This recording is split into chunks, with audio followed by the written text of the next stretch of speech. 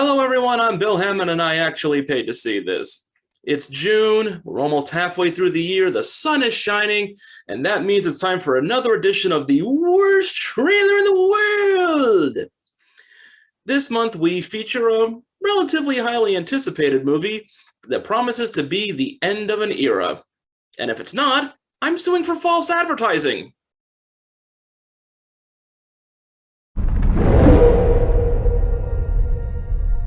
Okay, first question just right off the bat here. How are there so many of these dinosaurs to constitute entire herds?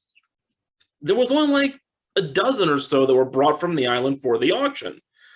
And as terrible as Fallen Kingdom was, it did set some pretty firm numbers of how many surviving dinosaurs there were. So what gives? I know that the filmmakers think that we're as stupid as their characters. I mean, just look at the last movie. But we can count, You can't just open up an immediate plot hole for the sake of a shot that you think looks cool. And if the answer to this is somewhere in that weirdo short film that they released on YouTube a couple years back that no one saw, fuck you. I wanted to show them something that wasn't an illusion. I wanted to show them something that wasn't an illusion. The entire affair is an illusion. That's literally what visual effects and CGI are. This is how words work. They're illusions. Second of all, why is this obvious parody of a cattle rustling scene being narrated by Richard Attenborough and not, say, Sam Elliott?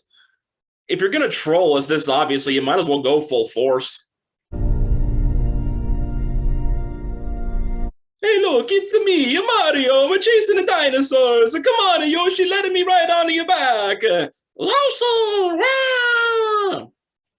I mean, what else am I supposed to think at this scene? Something that was real. Again, something that was real. It's literally a shot of Chris Pratt standing next to nothing and pretending to pet it. Do you not understand how language works? This is like me taking a dump on someone and telling them I really want them to smell nice. Something that they could see. You seriously brought back this kid? The dumbest part of the last really dumb movie, where this little brat doomed mankind because she was a clone and they're alive like me. She's going to feature heavily in this movie.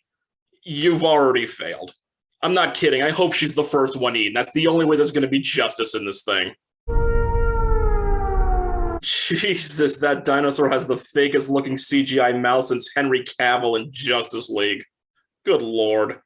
Creation is an act of sheer will. Look, I'm sure there will be some kind of bullshit explanation in the movie, but I have to ask this now.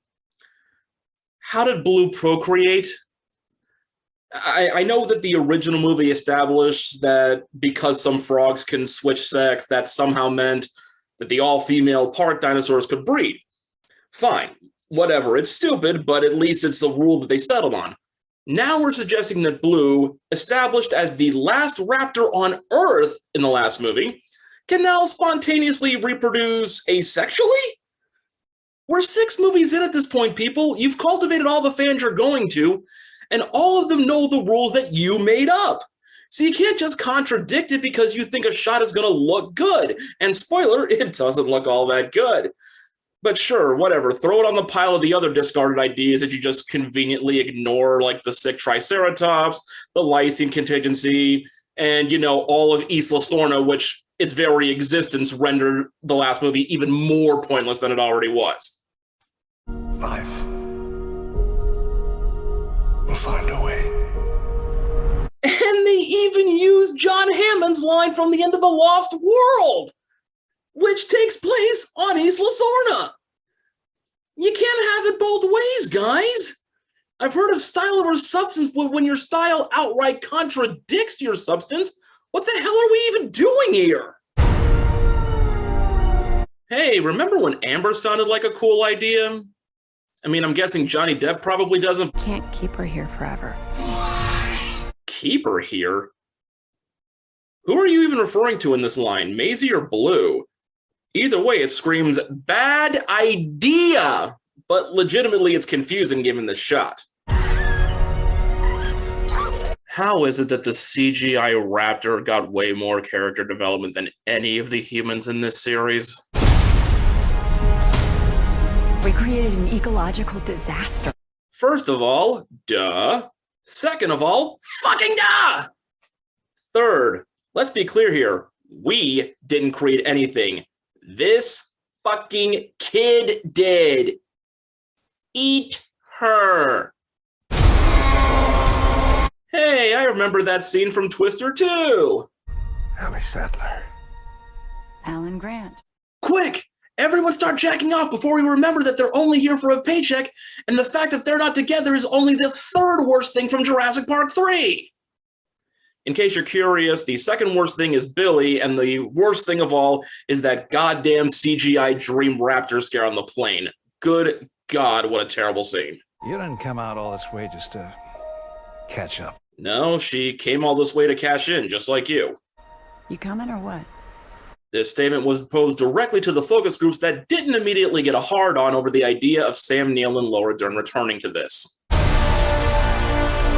Move them up, head them out, move them out, rawhide, roll in, roll in, roll. What are you waiting for? Eat her! She's crawling, for God's sake! She's prone, she's defenseless! Just strike! Are you waiting for someone to say clever girl? We're racing toward the extinction of our species. It can't come quickly enough. We not only lack dominion over nature. What the fuck is up with that hair, BD Wong? Is Dr. Wu going incognito as Yoko Ono from the 70s? Jesus Christ. We're subordinate to it. Oh, cool. I see they got Tom Cruise to direct a scene. A raptor with feathers.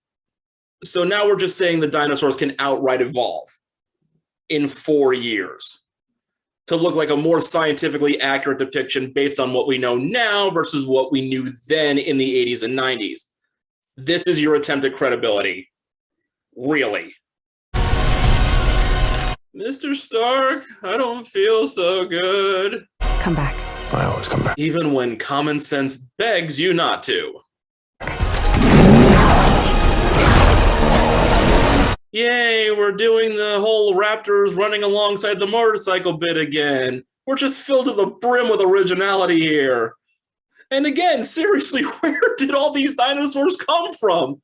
Blue was the last one. And now we have 2 different adult raptors chasing alongside Chris Pratt. Are they like rebel raptors? Did Blue give birth to them before the little baby, but they were just not treated well? What the fuck is even going on? And then we just round a corner to 2 T-Rexes. Again, just one was on the boat to America. Where are they coming from? And how do they have such convenient dramatic timing? Especially when their footsteps apparently no longer make noise or shake the ground. That's another plane, right? Yes, because planes totally sound like roaring animal sounds. How are you an expert at anything? Not exactly. It's a flying dinosaur, so not at all. Also, are we ever going to address the fact that the pterodactyls have been flying free since at least the end of the Lost World? If this whole concept of dinosaurs integrating with human society was ever going to work, shouldn't they have been the first wave to come in some 25 years ago? And shouldn't any government anywhere have come up with an even remotely competent contingency plan in case there were more on the way? No? Well, fuck.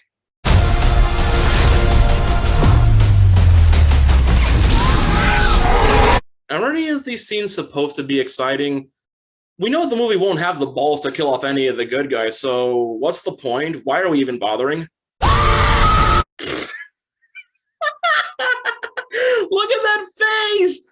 Look at the way the sides flap!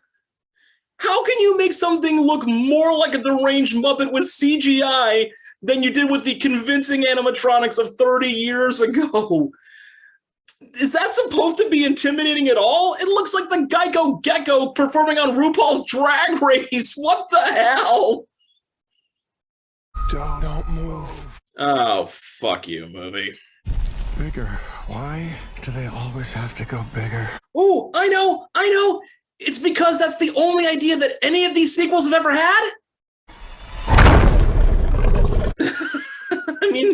I mean, just look at that little ankle claw thingy dangling like a flaccid penis. If there was ever a perfect metaphor for all the Jurassic Park sequels, that's it. A little CGI ankle fleshy thing that dangles like a flaccid floppy dick. It's supposed to look new and exciting, but it's just half-formed and laughably sad. It's right up there with the Lion King remake where they focused on a rolling ball of turd with Simba's fur in it. That was the worst trailer in the world this month. This movie's gonna suck balls. Giant balls. Seriously, what a way for a beloved series to go out. And it better go out. I admit that when I was a kid, this is one of the few regrets I have as a moviegoer.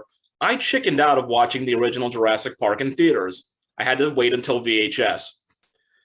I've seen every sequel in the theaters, however, paid for with my own money, and not one of them has come even remotely close to the quality and creative potential of that first movie, which again, I had to watch on a VHS tape.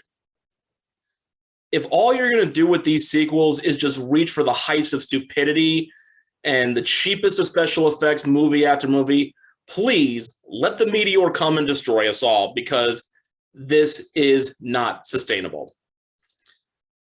That's all I got for now. As always, keep it locked on the blog, actuallypaid.com, for all the reviews, analysis, and news as it comes up. And I'll be back again next month with another terrifying trailer of idiocy. But until then, I'm Bill Hammond. I actually paid to see this.